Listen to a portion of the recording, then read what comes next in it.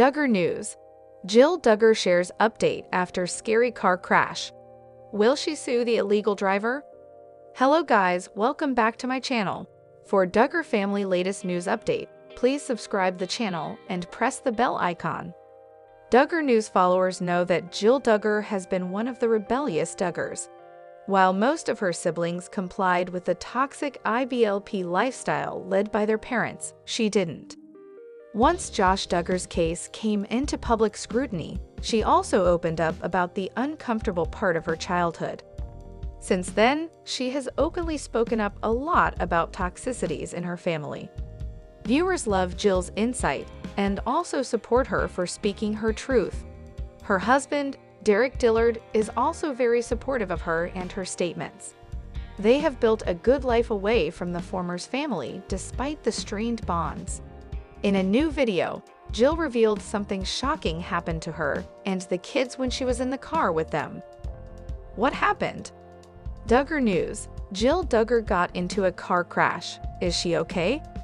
Jill Duggar has had an upsetting year. She and her kids, along with Derick Dillard, dealt with the loss of their kid. She was stillborn, but as 2025 began, they started afresh, ready to turn over a new leaf. But it looks like upsetting things still surround them. It turns out Jill made a horrendous update. The Duggar news star said that she was in a car crash. It turns out Jill was inside the car with her little kids when the crash happened. Luckily, no one was hurt. She said she keeps thanking her stars by thinking, "It could have been so much worse, but it wasn't." Hence, everyone is glad that the family is safe and sound. However, Jill couldn't help but get yet another concerning update about the car crash. What was it? Duggar news. Jill Duggar wants to sue the driver who was a part of the car crash. Jill Duggar has kept viewers in the loop about the happenings of her lives always. Hence, it was a very concerning update. She immediately told Duggar news followers about the crash. While no one was hurt, Jill revealed that she still had some chronic pain and wanted some help from her viewers to know how to tackle it. Apart from this, Jill has more problems coming her way. It turns out the person sitting opposite Jill in their vehicle who crashed into her had an illegal license. Hence, it made matters more complicated for her.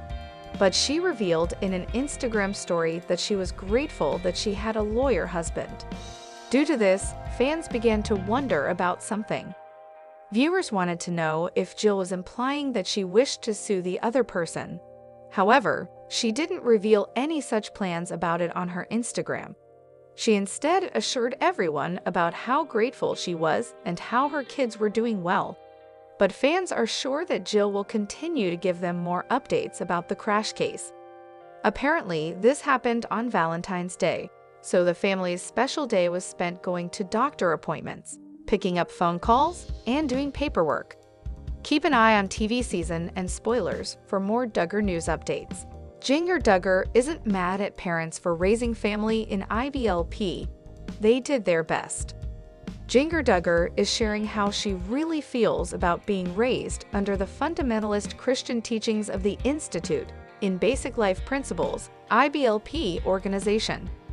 During the Wednesday, February 12th, episode of the Duggar and Jeremy podcast, the former TLC star and her husband, Jeremy Volo, answered frequently asked questions from fans.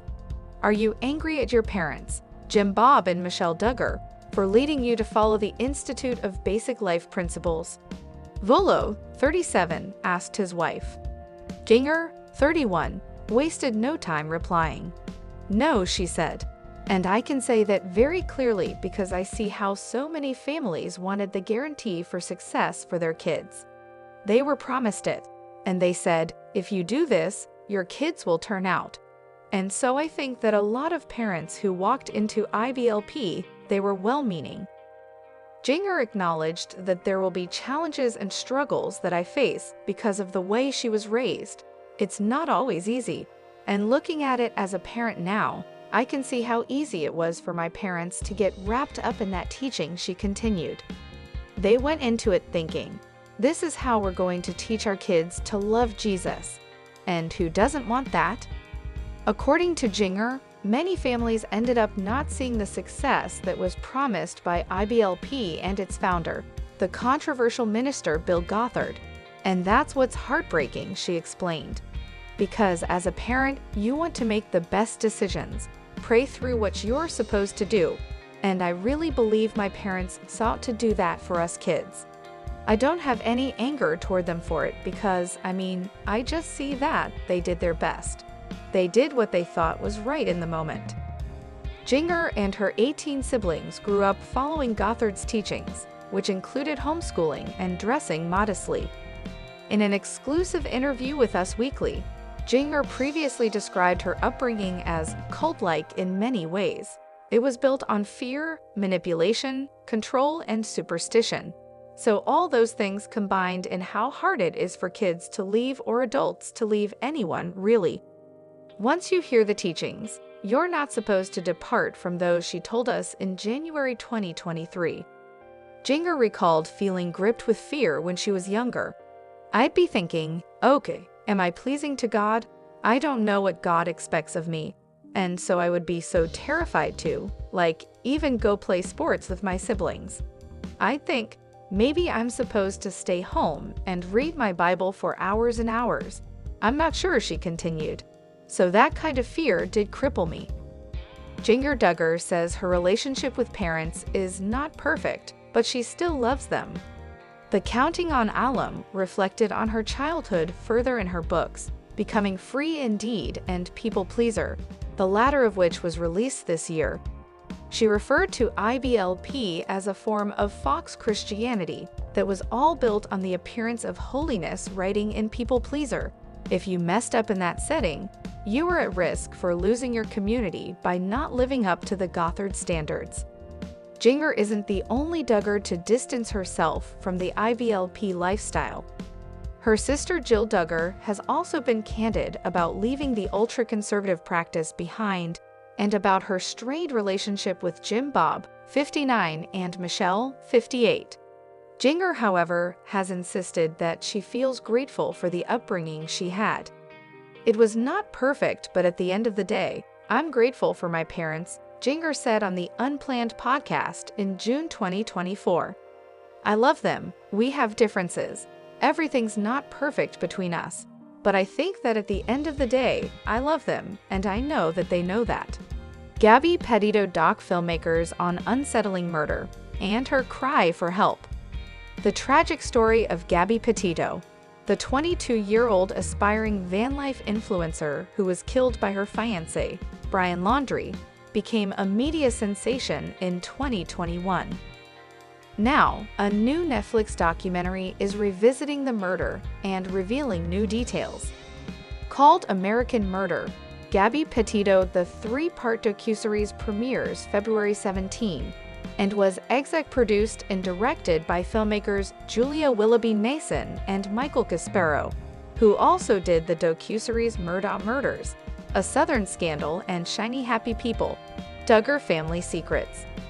The fact that we were able to have access to the family was super important, Caspero told the Post. We were filming the Murdaugh documentary at the time, he said, when they were told, the Petito family wants to tell Gabby's story. There's been a lot of stuff that's done. They haven't really participated in anything, and that's something Julia and I have been doing for a while. The documentary includes interviews with Petito's parents, friends, siblings, cops, and FBI agents who found her body and searched for Laundrie. Gabby's ex-boyfriend, Jackson, who she dated before Laundrie, also appears and reveals she contacted him shortly before her murder as a cry for help. I have a plan. I think I want to leave him. I'm going to do it. I have to figure out when to do it, Jackson recalled Petito telling him. Petito and Laundrie took a cross-country road trip that Petito documented on social media, which attracted internet sleuths and made her story a headline-grabbing sensation when she went missing in August 2021. On September 19 of that year, after she had been missing for nearly a month, Petito's body was found in Wyoming's Bridger-Teton National Forest. A coroner revealed she was strangled to death by human force. Laundrie went missing shortly after, and died by a self-inflicted gunshot to the head. His remains were found October 20 of that year in Florida's Mayacahatchee Creek Environmental Park. In a notebook found near his body, he confessed to killing Petito. When asked if they were concerned it's too soon for a doc, Willoughby Mason told the Post, "We're only telling it with the family's blessing. That's the key. If we were going to make a quick turnaround doc while it was happening, that'd be one thing, and we don't work that way. We have to have people that were directly affected by what happened, so we wouldn't have done it if it wasn't for that." She continued. The family wanted to do it. It was important to shine a light on what Gabby went through. I think it's going to help a lot of people to see this young couple and the abuse that Gabby was going through. When asked what Petito's story shares in common with other documentaries they've done, Willoughby Mason said, "Abuse of power. A lot of the themes are similar in terms of people being oppressed, people not having a voice, being in isolated high-control groups," she explained. The filmmaker added, "Whether it's from a family of 19 kids that's in fundamental Christianity on a reality show like the Duggar family, or it's Alex Murdaugh, whose family were solicitors in South Carolina for 3 generations. There is a wall of power that feels impenetrable in these stories that we want to break open and show that there are holes and ways to escape from that power." I think with Gabby, even though she ultimately did not escape physically from the power, her story helps others identify subtle forms of intimate partner violence to help them escape and transition out of that. As the search for Petito played out before it came to light that she had been murdered, Laundrie's parents' behavior was notably odd. It remains a question how knowledgeable they were about their son's crime. "We wanted to tell Gabby's story. We thought that was super important," said Willoughby Mason. "Obviously, we wanted to reach out to the Laundrie family to get their participation. It's important to speak to everybody. They declined, and we respected that. But we did reach out." Netflix's Gabby Petito documentary reveals new details on murder case.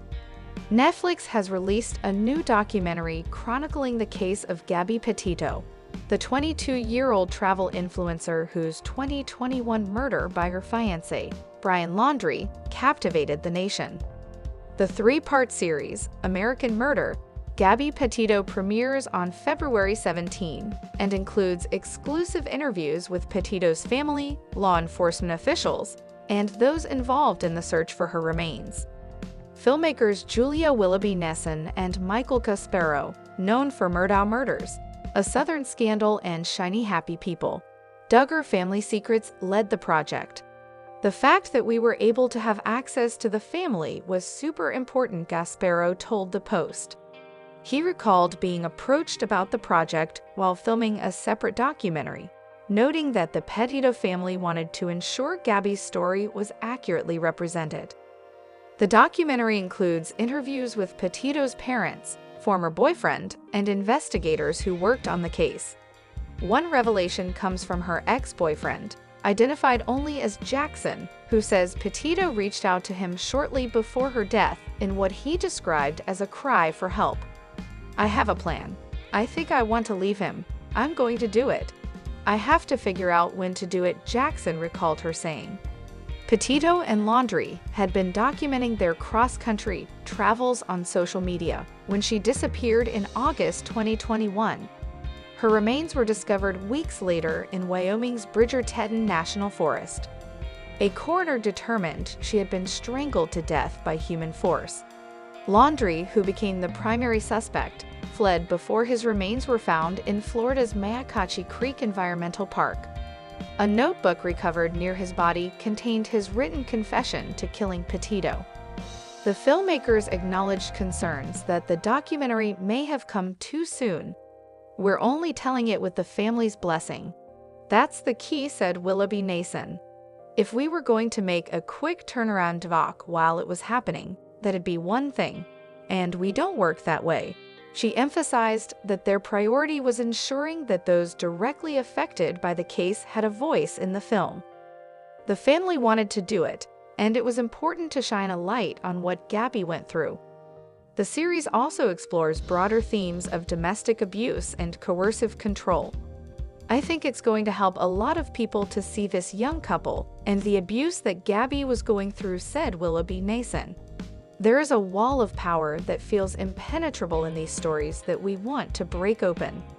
She compared Petitto's story to other cases of abuse of power, such as the Duggar family's alleged control over its members and the influence wielded by the Murdaugh family in South Carolina. One of the lingering questions surrounding the case is the role of Laundrie's parents, who faced scrutiny for their actions following Gabby's disappearance. The filmmakers attempted to include their perspective, but were unsuccessful. Obviously, we wanted to reach out to the Laundrie family to get their participation. They declined, and we respected that, Willoughby Nason said. The documentary also examines the role of social media in both aiding and complicating the investigation. TikTok users and internet sleuths closely followed the case, analyzing Petitto's Instagram posts and speculating about Laundrie's actions. A viral TikTok post led a pair of travel influencers, Kyle and Jen Bethune, to discover footage of Petitto and Laundrie's van parked in a Wyoming campsite. This evidence helped authorities locate Petitto's body. Despite the benefits of social media in assisting law enforcement, the film also highlights the dark side of online true crime communities.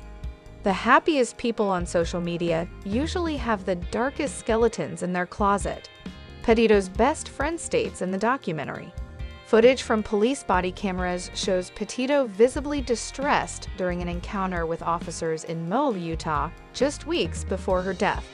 Laundrie was seen in the footage appearing calm, while Petitto sobbed and appeared anxious. We see so much, yet end up understanding so little, the documentary suggests. Petitto's story continues to raise awareness about intimate partner violence. Even though she ultimately did not escape physically from the power, her story helps others identify subtle forms of intimate partner violence, Willoughby Nason said. That's why we wanted to tell Gabby's story.